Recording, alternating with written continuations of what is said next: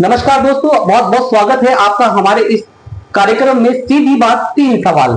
हम सिर्फ 3 सवाल करेंगे। आज हमारे पास मौजूद है एक नया चेहरा, कृष्ण गोपाल मित्तल जी, जो भाजपा से भी हैं और व्यापार मंडल से वरिष्ठ नेता हैं। तो कृष्ण गोपाल मित्तल जी, सीधी बात करता हूं, आपसे इधर उधर घुमाए बिना। आपके साथ जो व्यापारी जुड़ता है, उस व्यापारी को आप जो जोड़ते हैं, उसको आप टैक्स देने वाला बनाते हैं कि टैक्स चुराने वाला?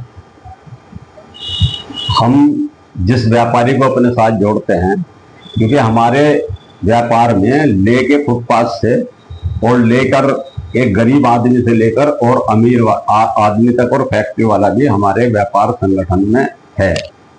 और हम हमेशा उस चीज के खिलाफ रहते हैं कि जो टैक्स की चोरी करता है, क्योंकि जो टैक्स की चोरी करता है वो अपने लिए नहीं करता, वो दूसरे के लिए करता है। लेकिन उसके जो बराबर का दूसरा उसी काम को करने वाला दुकानदार है, वो परेशान रहता है, वो उसकी शिकायत करता है। एक ना एक दिन वो उसका शिकार बनता है, उसके यहाँ जीएसटी का छापा पड़ता है। हम उसको अवगत कराते हैं कि आप नंबर 2 का काम बिल्कुल न करो। किसके लिए करने लग रहे? नंबर 1 का काम करो, अपने लिए करोगे। नंबर 2 का काम करोगे, दूसरे के लिए करोगे। उतना ही छोड़ के बेचोगे आप, लेकिन जब कभी छापा जीएसटी का पड़ेगा, किल्ले आप भुगतोगे। हम उसके साथ कतई नहीं है जो नंबर 2 का काम करता हो। नंबर 2 से मेरा मतलब उन व्यापारियों से है जो बिना खरीद और बिना उसके माल बिल के माल बेचते हैं, वो वैसे भी अवैध है। अच्छा कृष्ण गोपाल जी, मैं आपसे दूसरा सवाल करूंगा। दूसरा सवाल यह है मेरा कि जैसे आपने देखा होगा कि बहुत सारे कार्यक्रम होते हैं व्यापार मंडल में। कावड़ में कावड़ मेला भी लगता है, कावड़ का शिविर भी लगाते हैं, होली दीपावली पर। इन सब कार्यक्रमों में व्यापारियों से पैसा भी इकट्ठा होता है, कोई एक व्यक्ति तो लगाता नहीं है इसको।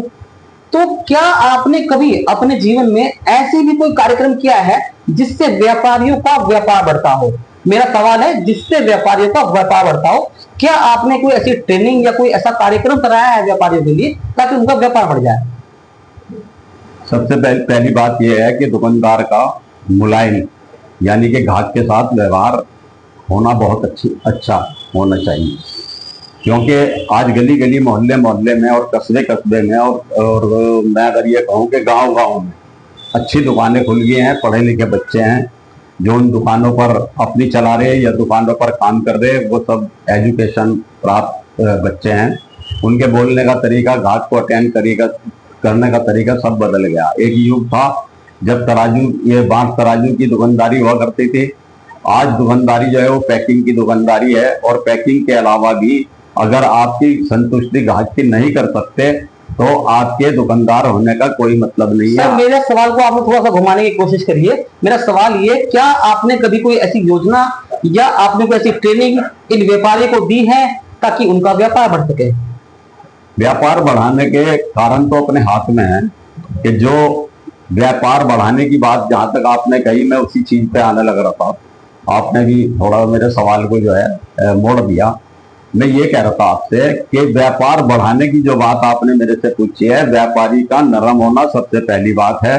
ग्राहक को अटेंड करना, किस तरह के आदमी को आप अटेंड कर सकते हैं, क्योंकि आज जब हम सुबह से शाम तक दुकानदारी करते हैं तो निश्चित रूप से एक आधा आदमी ऐसा भी आता है जिसकी हम संतुष्टि नहीं कर सकते।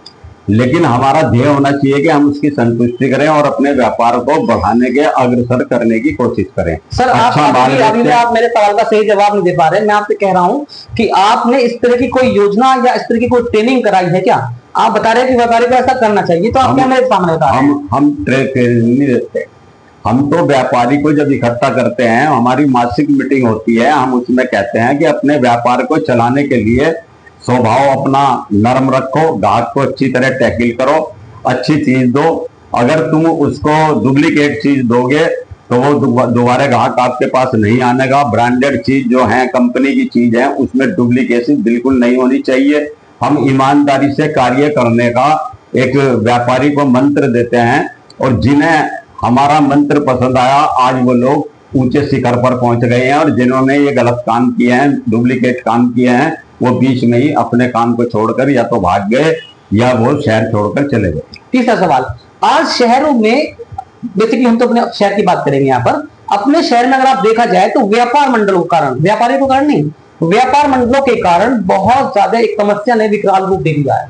आज सड़कों पे चलने के लिए जगह नहीं है, व्यापारियों ने अपनी दुकानें आगे निकाल ली है, एक दुकान को देख करके दूसरा व्यापारी अपनी दूसरी आगे निकालता है। मेरा सवाल ये है आपसे कि क्या आपने कभी इन व्यापारियों को समझाने की कोशिश की है या बस इनके लड़ाई झगड़े ही आप सुलझाते हैं? हमने जो एनक्रोचमेंट वाली स्थिति है, पुराने शहर हैं, जगह कम होती जा रही और पब्लिक बढ़ती जा रही, जो हमारे नई डेवलप हो रही कॉलोनी है उनमें उस हिसाब से सड़कें छोड़ी जा रही, उसमें बिजली के खंभे अंडरग्राउंड है, लाइट अंडरग्राउंड है, सब कुछ अंडरग्राउंड है। सर, अब मैं आपके शहर के लगभग बीच की बात कर रहा हूँ। आज कस्टमर जो है बाहर निकलना नहीं चाहता, वो अपने आसपास से ले लेता है। मैं फिर अपने सवाल पे आऊंगा। मेरा तीसरा सवाल यही है कि व्यापार मंडलों के संरक्षक में ये व्यापारी अपनी दुकानें आगे निकाल लेते हैं, उनको पता है कि आप लोग उनको बचा लोगे, इस कारण से अधिकारी भी उनको हाथ नहीं डालता, उनकी दुकानें पीछे नहीं निकलता, तो लोगों को चलने के लिए बड़ी समस्या हो रही है, खुद व्यापारी भी उसी सड़क से निकलता है। तो सवाल मेरा यही है कि क्या व्यापार मंडलों ने इनको इतनी संरक्षण दे दिया है कि अपनी दुकानें निकाल दी? कोई भी व्यापार मंडल, क्योंकि अभी अब से पूर्व सिटी मजिस्ट्रेट साहब का तबादला हो गया, उनके जो उसमें एनक्रोचमेंट हटाने के अध्यक्ष थे, उन्होंने एक मीटिंग ली थी, उसमें सभी व्यापार मंडल मौजूद थे और सभी ने एक स्वर में ये बात कही थी कि जो लोग नाजायज दुकान से बाहर सामान रखते हैं वो गलत है। सबने इसका विरोध किया था, लेकिन वो अचानक इसलिए नहीं चल पाया कि नए सिटी मजिस्ट्रेट साहब आए और ये चलेगा, फिर चलेगा ये, और ये एनक्रोचमेंट हटने का कार्य पूरा होगा। अब रही बात, ये बहुत अच्छा, ये व्यापार मंडल की तरफ से है क्या प्रशासन की तरफ से है? नहीं, वो प्रशासन की तरफ से, प्रशासन का साथ हम भी तो दे रहे हैं ना। जैसे आपने कहा कि व्यापार मंडल साथ देते हैं, स्थिति यह है कि जो व्यापारी अपनी दुकान के सामने एनक्रोचमेंट कर रहा और उसके व्हीकल खड़े करने की, साइकिल या स्कूटर खड़े करने की जगह नहीं है, वहां कस्टमर रुकता नहीं है। आज आप स्थिति ये देखिए कि हम ऐसी जगह जाना पसंद करते हैं जहां हमारा व्हीकल खड़ा हो जाए और हम आराम से बैठकर सामान ले लें, कोई भी हमें डिस्टर्ब ना करे, हम ये चाहते हैं। आज क्या स्थिति है बाजार के अंदर, जो पुराने बाजार हैं, जो शहर के बीच बीच के बाजार हैं, वहां पर भीड़ बढ़ गई है और जरूरत से ज्यादा भीड़ बढ़ी। जिन दुकानदारों ने एनक्रोचमेंट जरूरत से ज्यादा कर रखा है, वहां पर ग्राहक नहीं रुकता, वो ग्राहक अब ऐसी जगह से सामान लेना पसंद करता है, क्योंकि गली गली मोहल्ले मोहल्ले हर चीज उपलब्ध है, हर सामान उपलब्ध है। आपको वो चीज जो मार्केट के अंदर मिल रही वही एक गली में मिल जाएगी, वो दुकानदार अपना नुकसान कर रहा है।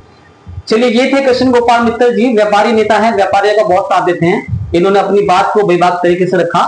मैं तो ये चाहूंगा कि व्यापार मंडल के जो अधिकारी हैं, आप लोग हैं, इन व्यापारियों को समझाएं कि दुकानें थोड़ा पीछे रखें ताकि इनका इससे बिजनेस बढ़े, और सरकार में भी ये टैक्स अच्छी तरह से दे। टैक्स तब दे पाएंगे जब इनका बिजनेस बढ़ेगा।